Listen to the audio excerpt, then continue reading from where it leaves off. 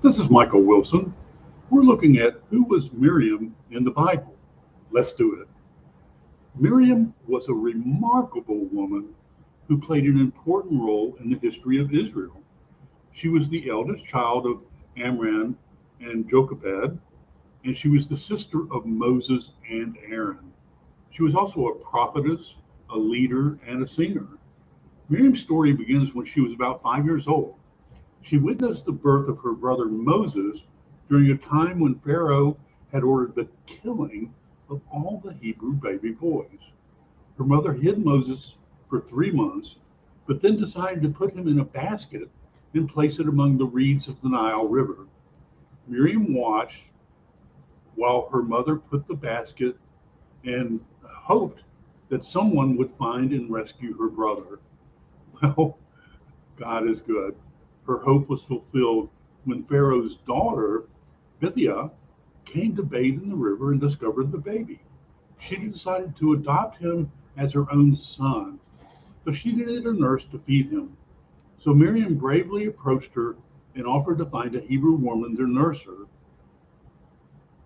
Bithia agreed, and Miriam brought her own mother, Jochebed, to take care of Moses. Thus, Miriam helped save her brother's life and ensured that he would grow up knowing his true identity and heritage. So Miriam's next appearance in the Bible is many years later. It is after Moses had fled from Egypt and returned to deliver the Israelites from slavery.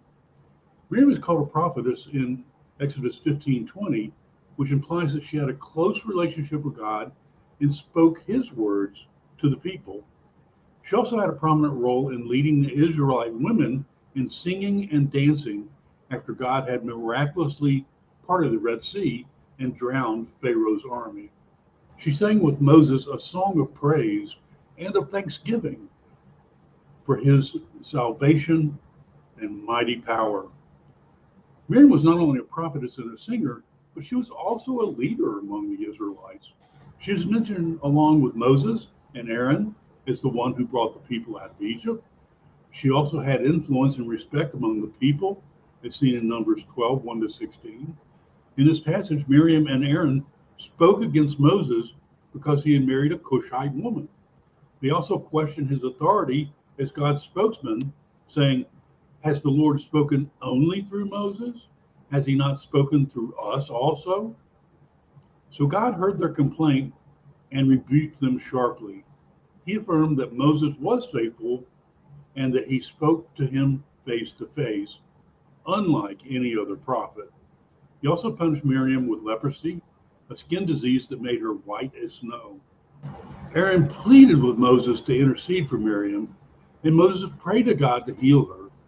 God answered his prayer, but he required that Miriam be isolated outside the camp for 7 days before she could be restored. So the Bible records Miriam's death in Numbers 21. She died and was buried in Kadesh in the wilderness of Zin during the 40th year of Israel's wandering. She never entered the promised land, and the people mourned for her as they did for Moses and Aaron. She did not enter the promised land, but she left behind a legacy of faith, courage, and service.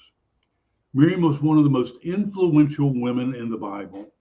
She was an example of how God can use women to accomplish his purposes and bless his people. She was also an example of how women can overcome their mistakes and grow in their relationship with God. She was a sister, a prophetess, a leader, a singer. She was Miriam, a woman of God. And that's some mighty good news, brothers and sisters.